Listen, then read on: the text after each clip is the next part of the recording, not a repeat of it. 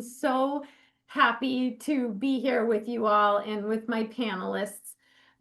Before we jump in, I just really do want to acknowledge what we're going through right now as a community.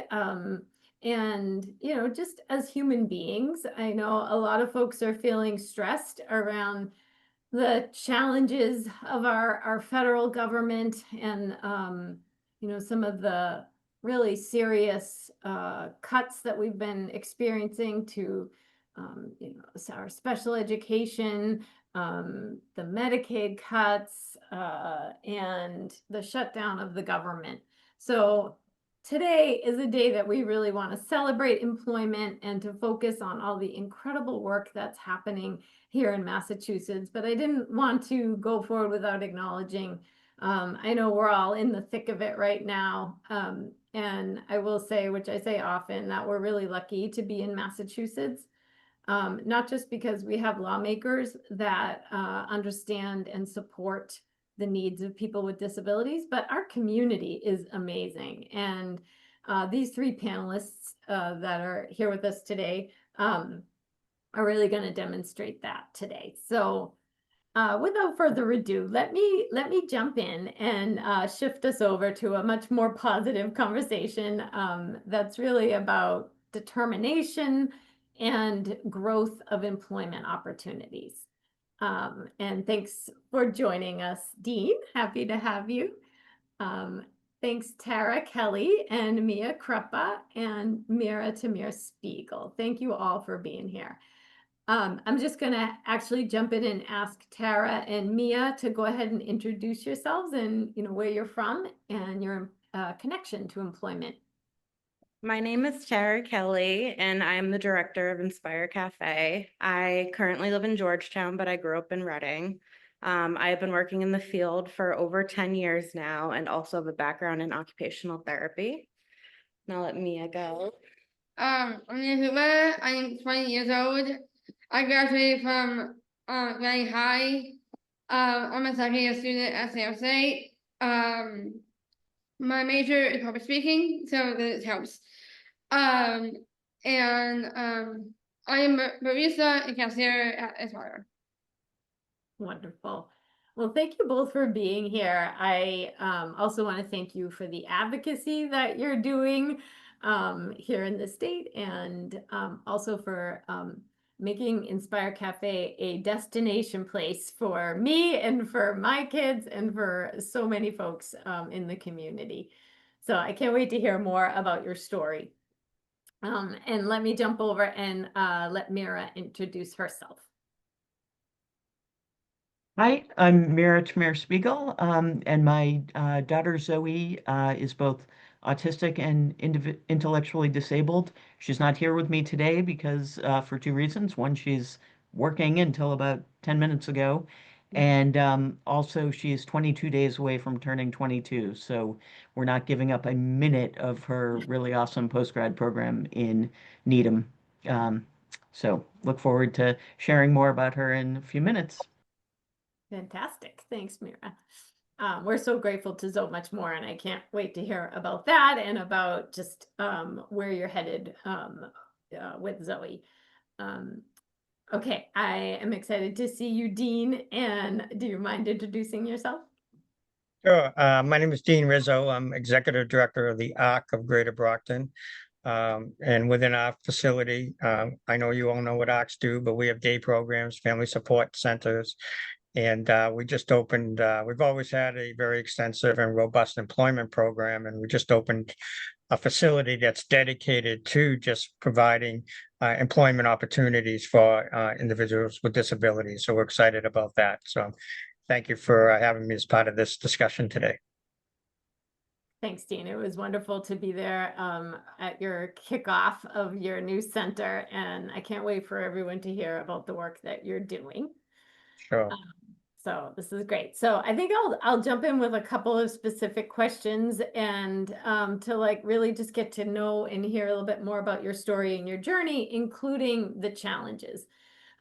Because when we're looking at real stories of employment, we know that this is not easy work. It's not easy to find opportunities to be entrepreneurial and to really get these things done in a sometimes difficult climate. So I appreciate all that you're all doing. And let me start going back to Mia and Tara and really just ask you to tell us the story of Inspire Cafe and the journey that you've had running the cafe and even some of the challenges that you've faced.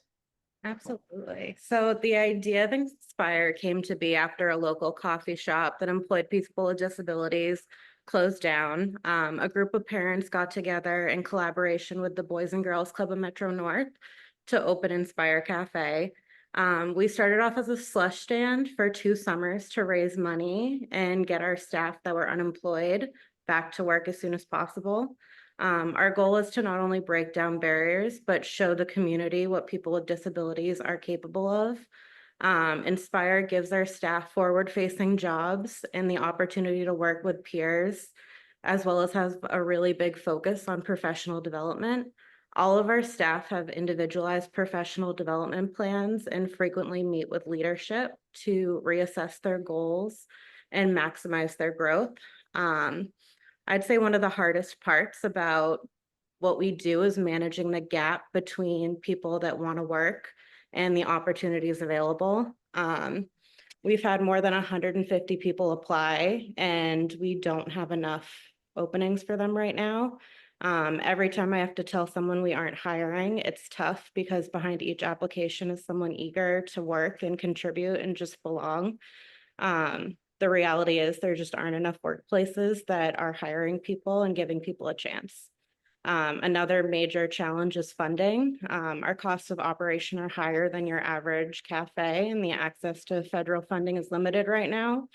So we primarily rely on donations, which can be difficult in today's climate. Do you want to share some challenges? Yep, I have 2, but I'm going with one right now. One challenge is I did work at an auto cafe since I was in high school at 16, and I lost my money in my community in my job. That's my challenge. Yes. So can you say just a little bit more about, because I love this idea that, you know, out of sort of a bad situation, which was the closure of the coffee shop. Was that the Biddy and Bo's coffee shop? Or Yeah, Melrose. Yeah, that you all like somehow came up with this almost like a pilot program with the slushy stand that just led to this. So, how hard was that to kind of pull together and do? It was difficult. I mean, we were able to get our staff back to work within 3 months of Wow. bidding closing. We worked with a company called Project Pop-Up to get a box per se to be out of for the summer. We purchased the freezer and the slush from Richie's Slush, and the rest is history. The community really rallied behind us and supported us throughout the summer and kind of gave us that motivation to keep going, and that the idea of opening a brick and mortar was possible. Mhm. That's amazing. So what do you see maybe for some of the future of Inspire Cafe? We would love to continue to expand and grow. I'd love to eventually possibly start an internship program so we can get more people in through the door. Right now, we have 40 staff and 2 locations. We have our Wakefield brick and mortar, and we have a coffee cart in the Medford Public Library. Okay. We'd love to continue that expansion and continue to see our staff's professional development and growth, and continue to advocate for more people to support employing people with disabilities. Fantastic. Thank you so much for sharing. Maybe we'll definitely come back to you all with some Q&A at the end. But your story truly, you know, is inspiring. So thank you for sharing it. And thanks, Mia, for sharing also some of the challenges.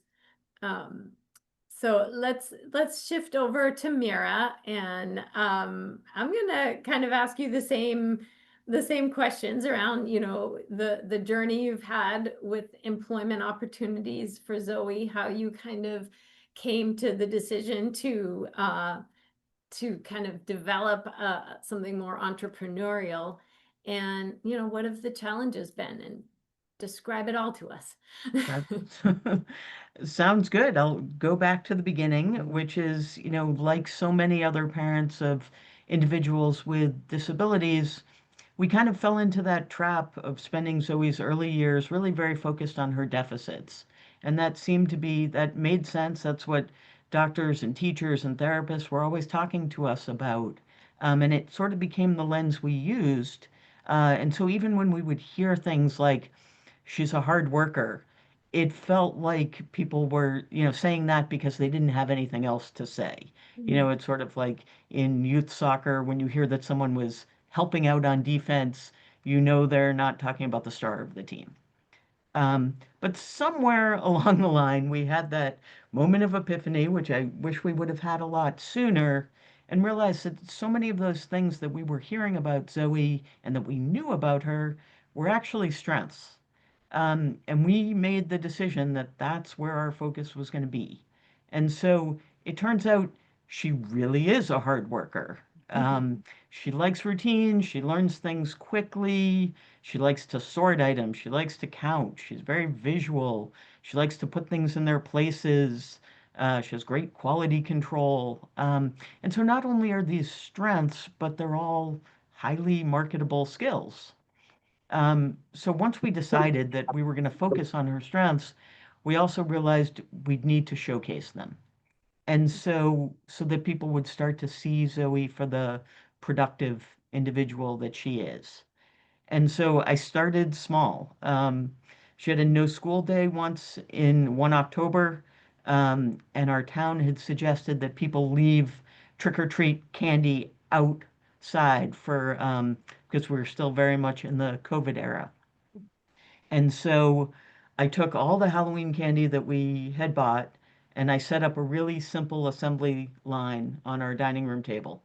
Um, and I had her, you know, I wanted her to create bags of candy. I created some visuals to show her. I had her count them and enter them into a spreadsheet, and showed her how the process worked. And she took to it in a heartbeat.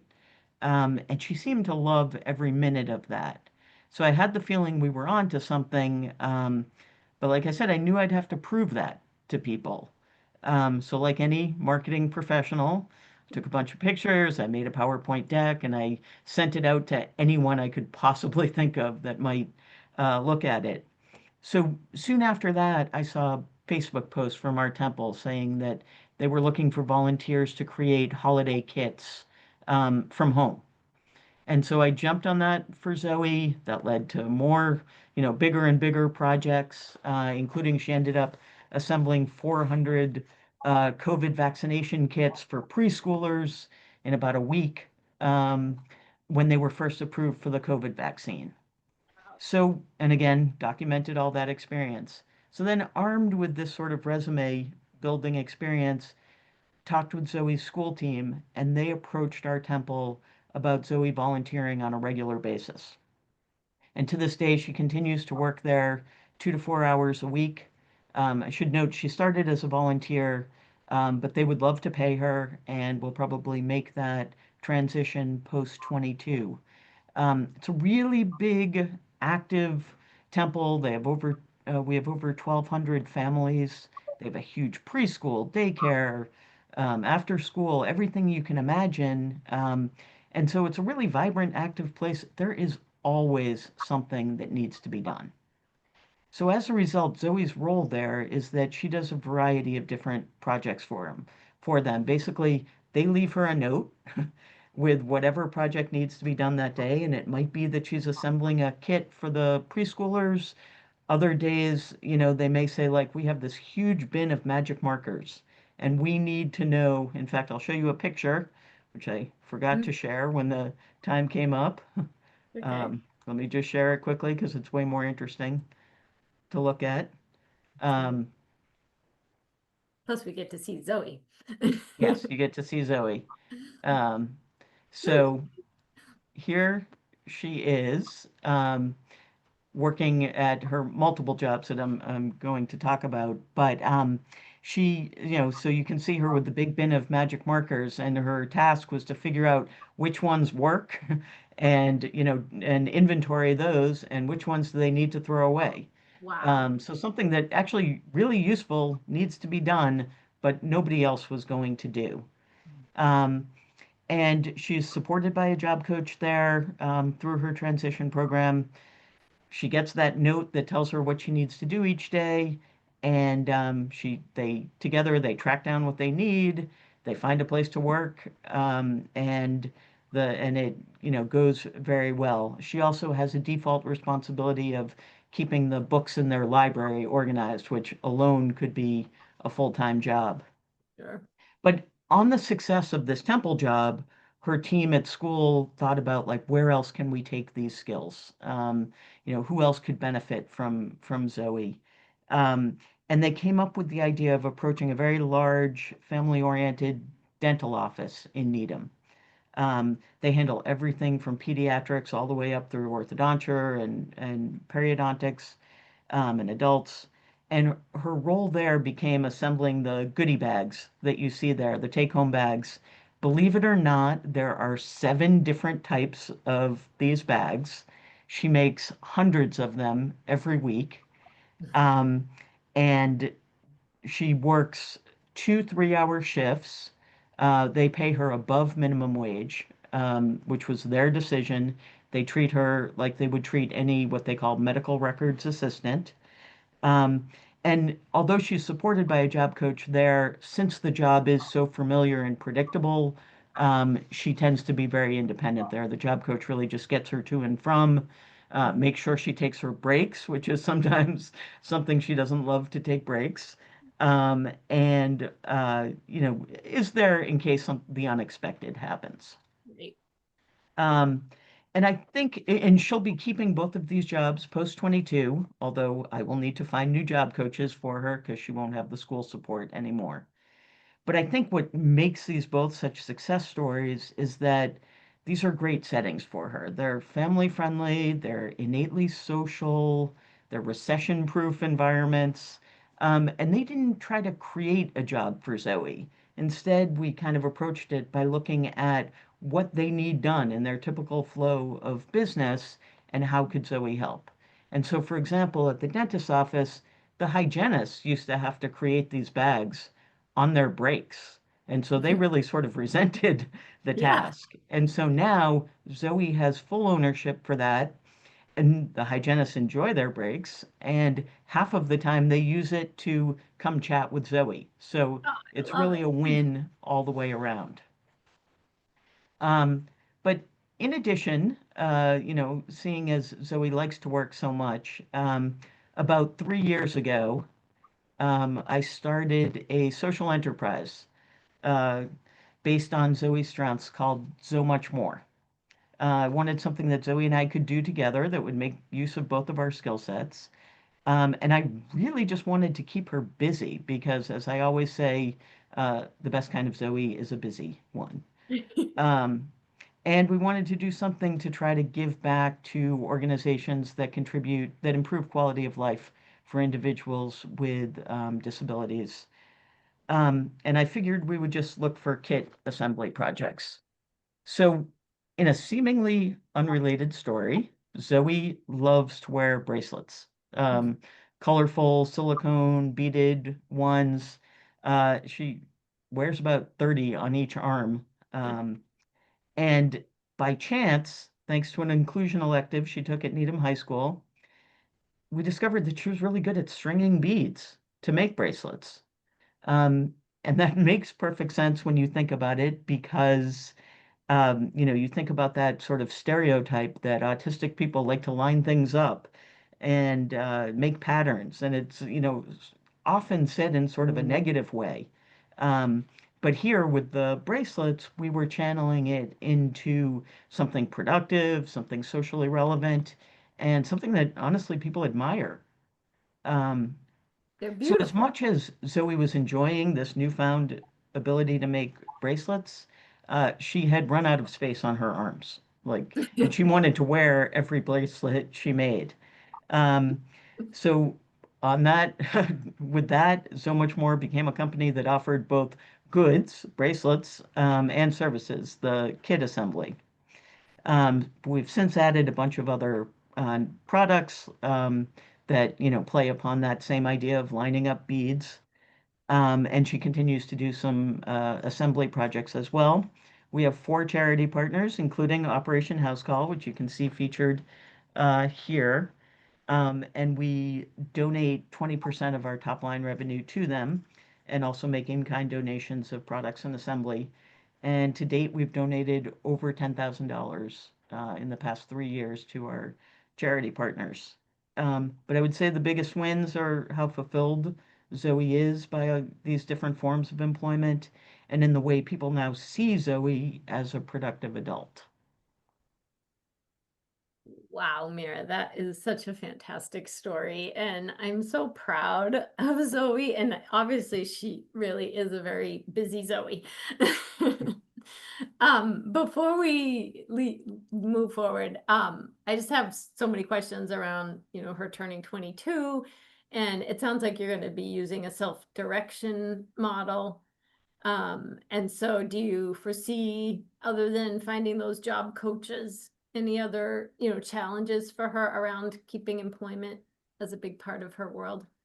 I think the biggest challenge is trying to balance it with finding a program that can complement it. So, in my original idea, I wanted her to work in the morning every day and then go to a program in the afternoon.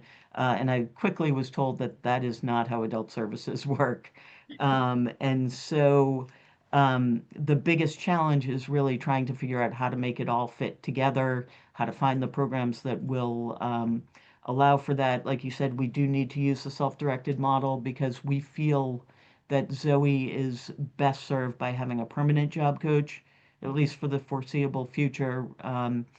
Even if she is highly independent at the jobs, her communication is limited. And so we really need, and we don't want it to be more work for her employers to have her there. So we prefer to send our own job coach and to, split our time that way. So in the short term, the big challenge has been trying to get engagement from all the different organizations because I can't look for job coaches until I know what days she might be at a program and all of those things. They all have to work together. Um, so I think that is the biggest challenge in the transition process. And then ongoing will just be, making sure that we can keep job coaches. I expect that Yeah. we won't have the same person for years on end, that it'll be a lot of turnover just by the nature of the role. Yeah, wow. No, I totally agree. That seems like the right path. And, it's so amazing to see how you were able to see Zoe's strengths and kind of work, as you said, you started small and kept building. And I think that's a huge lesson for folks, we don't have to start with so much more up and running, that you were able to kind of build it slowly and see her strengths. Um and I love the idea that you are, looking for places that are family friendly, like you said, that benefit them as much as Zoe. And I think she's going to do great as an adult. So you'll have to keep us informed. All right, we'll come back for questions. I'm sure people have a bunch, but I'm excited also to hear from Dean. Rizzo, thank you so much again for being here. I know it's really busy times, and you're doing so much, especially for employment. So do you want to give us a little overview of everything the ARC of Greater Brockton has been doing for employment? Thank you, Mara, and thank you, Mira and Tara and Kelly, and the story about Zoe. Those are all inspiring, and hearing those success stories is what we try to do here in our region, in the Greater Brockton region, Southeastern Mass. As Maura mentioned, employment, I should say, has been a major part of our program of work for a number of years. I've been with the organization for 5 years, but prior to that, it's been a staple of what we do. Because that's what participants want. They want jobs. They want jobs in the community, and there's so much benefit of getting a work employment opportunity within the community in so many different ways, and that's our goal. We opened a new facility, a 7,000 square foot facility that's just focused on employment over the summer. And we have 3 internal business operations that provides employment to about 85, 90 participants each week. We have a bottle and can redemption center. We have a lawn care company that goes out in the community and takes care of residential and commercial properties. And we have a fingerprinting service where many people in the world of human services and school education programs need fingerprinting as part of the background check process. So all of those 3 business operations are staffed by individuals with disabilities and all different levels, and it's great in so many ways. But the main goal, in addition to that, is to help participants get jobs in the community. So we opened up the facility to expand our self-directed employment opportunities and our training opportunities, and that we couldn't do in the existing building that we're in now. We just didn't have the space. So through the new building, in addition to those business operations, we have opened a retail store called the Nook at AGB, which is designed to sell items made by participants from our program or anywhere in the region. So Zoe makes bracelets. She's more than welcome to have them sold in our store if that's something of interest. But and that's going to be staffed by participants too, for the cashier and customer service, engagement, stocking, inventory, and things of that nature as well. We've also added a culinary training program. We installed a commercial kitchen, and we have our first cohort of students starting this week to go over all the aspects of working in a commercial kitchen setting, whether it's in a restaurant or a function facility or what have you. And at the end of the program, it's a 20-week program, they'll all have a certificate of completion that gives them all the qualifications to get employment, in the region. And this is supported by the Commonwealth Corporation, who provided us a grant as well to get the kitchen set up and giving the participants a $450 stipend to go through the program.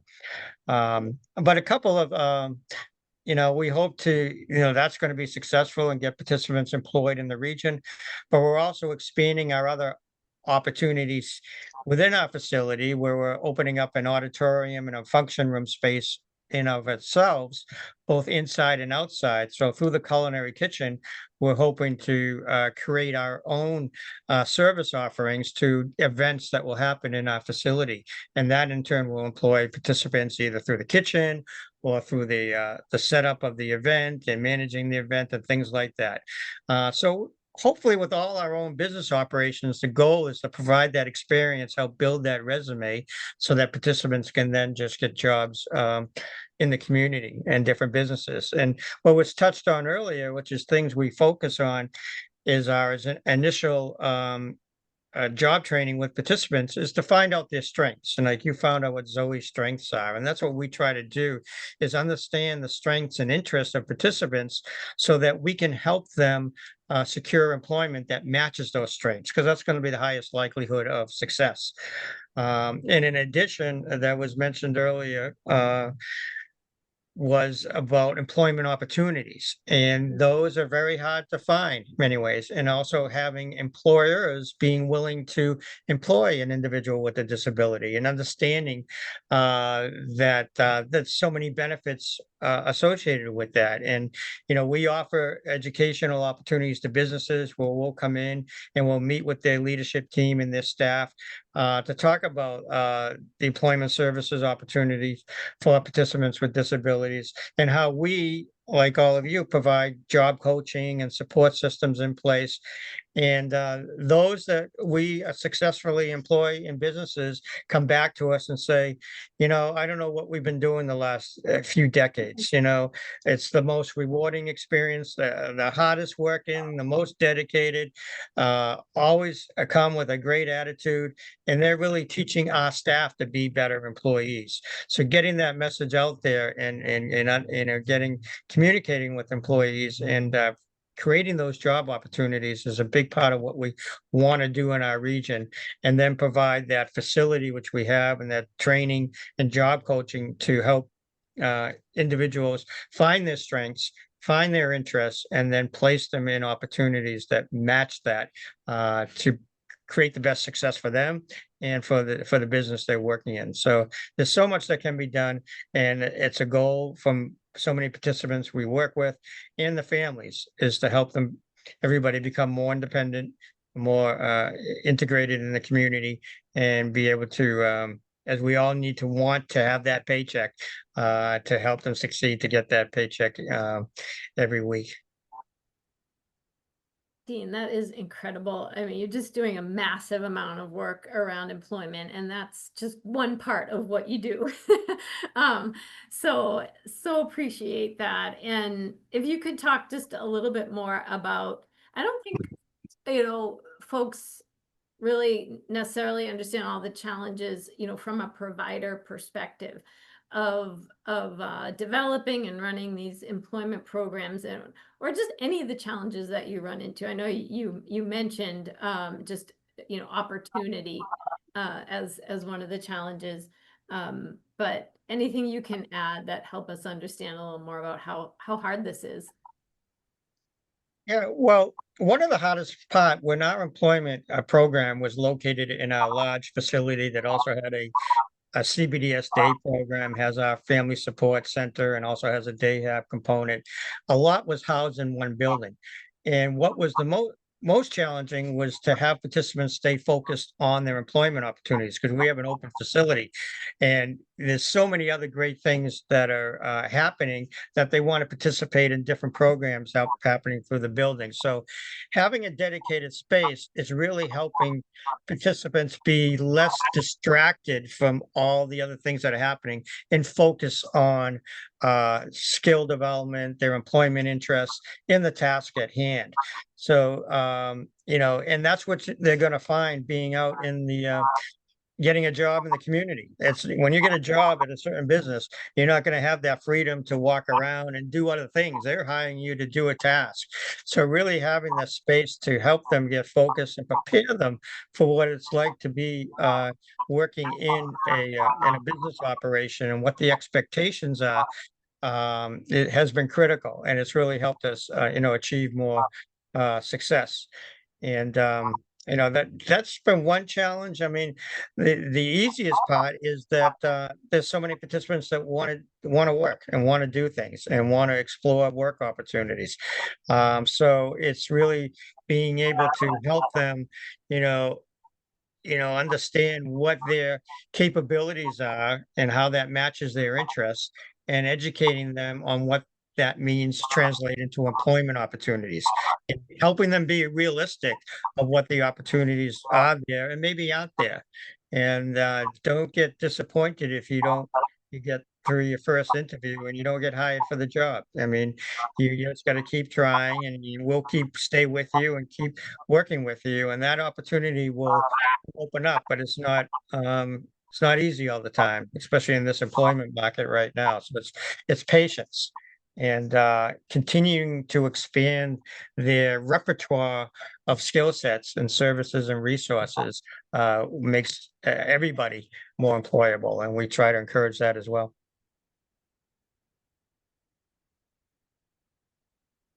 I think you're on mute, Mark. Yeah, sorry about that. Yeah, one of the things you mentioned earlier too that really resonated with me was just really trying to find what motivates people to their strengths are so important, but also like connecting to. So how did you come up with the idea for the culinary kitchen? Was that something like folks were really interested in? And Yeah, it was. We have a coffee shop cafe in our area called the Boundless Bean. I don't know if you're familiar with it. And a lot of participants go there, and they've all and talked about many of them talked about being in the culinary field, and we've helped participants get placed. We have some local colleges in the area, so helping them get jobs in their commercial kitchens. During the school year has been very successful. And as they've talked to other participants, it's just been a lot of chatter around it. And talking to employers in the region that we work with in the food industry and the local mass hire system and the local chamber, noting how hard it is to get employees in that field of operation in the food services.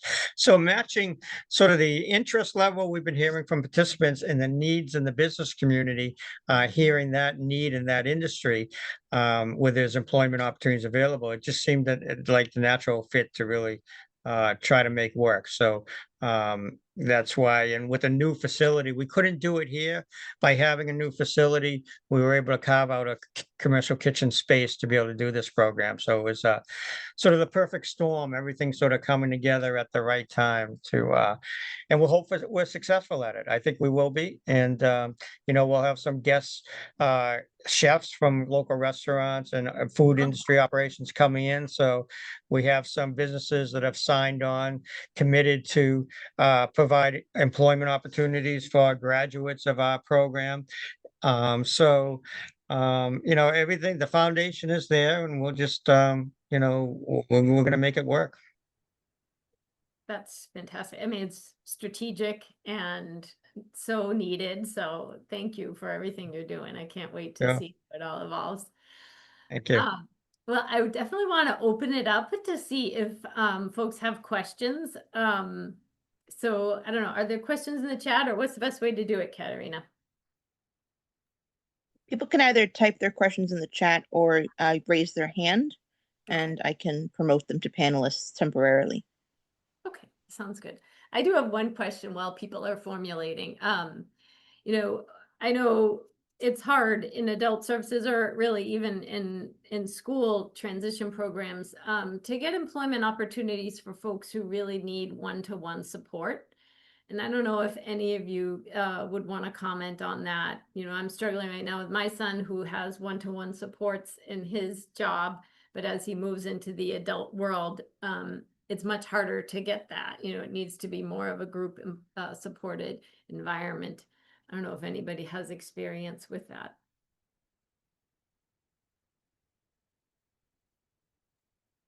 That's definitely what we're coming up against as Yeah. well. And in lots of cases, I would say Zoe doesn't necessarily need one-on-one support, but she is better suited for environments that sort of by default become one-on-one. So, like food services, I don't think, which is one of the very frequently used uh, industries, which is great, but not a great fit for Zoe. And so if the settings that she was in had enough work to sustain 10 people, that would be That's it. fine. Right. But that's just not the nature of where her strengths lie. Yep. So that's where, we're definitely going to need to keep her with one-to-one, for that reason, more so than for the actual support. Yeah, I hear you. Well, we have a couple of questions in the chat now. I don't know if the panelists can see it, but it looks like the first one is for you, Dean, around who can actually attend the culinary program. Do they have to be in your area? Do they have to be part of your area? No, it's open to anyone. We have participants within our program that have signed up, but I think we have 15 to 20 outside of our program that have heard about it, that have already signed up to want to be on the list. So obviously we can't train everybody at one time. We do have limited space, so we will be doing different cohorts, through this fall, winter, and into the spring. So Yeah, by all means, if you're outside of our region, that is more than fine to sign up. Adam Belmore is the Director of Employment Services. He's out of that facility employment center that we have. So you can reach out to me or to Adam directly and can get you on the list or provide you more information. That's great. Adam's wonderful. All right, thank you. Oh, and thank you, Kathy. Yeah, the group supported employment programs are fantastic. And we'll keep looking into those. I think someone's asking about what you mentioned, Dean, before about maybe selling items in your retail store. Again, they can get in touch with you. Get Or get in Adam. touch with me as well. We have another gentleman, Sam DeCosta, that is running that, but it's it's for anybody, not just within our region or within our program. We've opened it up to all individuals, across the Commonwealth if they're interested. We're not in it to, there's going to be I think it's a 5% service fee on any item. So we're not looking at to make money, but we're trying to do it as standard business practice. So, you got to expect if you're going to have things on consigned or in a store, you're going to pay that store a little bit of a fee. Sure. So the majority of the money, all of it goes back to the participants. So yeah, if there's anything creative, whether it's jewelry, clothing, knitted item, pottery, wood, creative arts, whatever it is, painting, we'd love to have it at our place. That's so cool. Thank you. Okay, now I think this is a little trickier question around the balancing work with SSI and not jeopardizing SSI. And so I don't know, Mira, if you have some experience in that already since Zoe's been getting paid. Yeah, so since Zoe's been a full-time student still, Right. the issue hasn't come up yet. But in 3 weeks it will.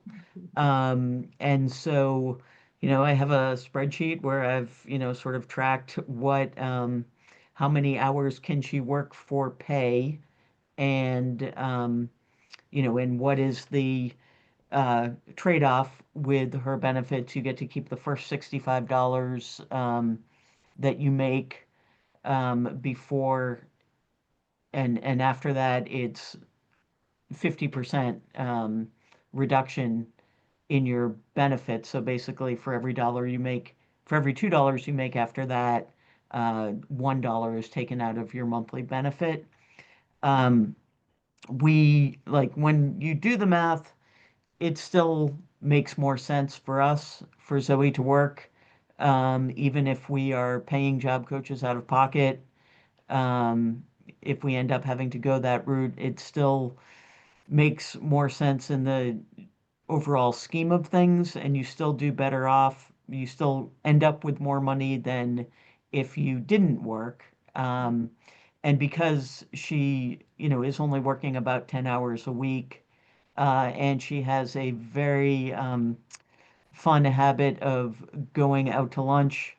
She works, she goes to the gym, and then she goes out to lunch. It's basically a revolving door of it covers her lunch money every day, and it doesn't jeopardize her, $2,000 asset limit.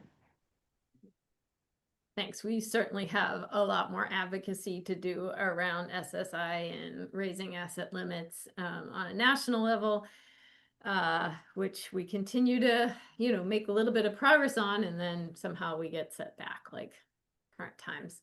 But Tara, do you see that as an issue for folks that come to work at Inspire? Yeah, it's definitely something that is a problem for most of our staff. I work pretty closely with a lot of parents on making sure that most of them are under 10 hours a week. So it doesn't become a problem. But I'm always having to provide pay stubs for submitting to SSI and all of that. So it's a problem we definitely see. Yeah, oh boy. Well, I mean, obviously our advocacy, collective advocacy is what is needed as we move forward and make more opportunities for people. I want to just see if anyone has any other questions or anything else they want to share before We do have wrap. one hand raised Oh, good. from Arlene. I can allow her to talk. Yeah, let her through. There she is. Hi, Arlene. Um, um, what my question is, how do the federal federal programs in appointment opportunities, how are they gonna happen moving forward? Because of all the cuts, I'm just curious to know what is the moving forward plan with about all the cuts in employment jobs and services.